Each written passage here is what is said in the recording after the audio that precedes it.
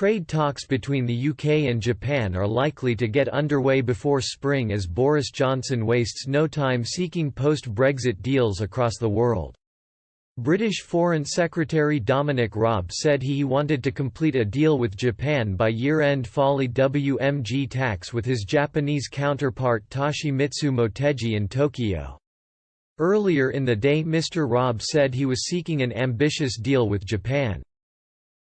He said, "With Foreign Minister Motegi I have discussed how we can deliver a new bilateral arrangement at least as high a standard, if not higher, and at least as ambitious as the EU-Japan Economic Partnership Agreement, the EU-Japan trade deal, which reduces tariffs across a raft of products, including Japanese autos, came into force a year ago."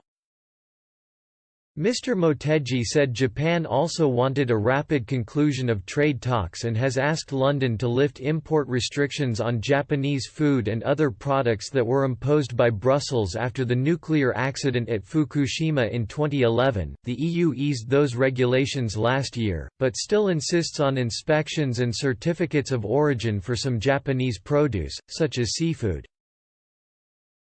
Tokyo may be better positioned to win concessions from London as Britain is eager to conclude agreements to replace those it benefited from as an EU member, and because the British economy carries less weight in negotiations than the bigger EU bloc. Mr. Raab also sought to ease Japanese concern that the EU exit could result in trade friction with the rest of Europe. Japanese manufacturers such as Nissan Motor Co. built plants in Britain because it offered a convenient gateway to the EU.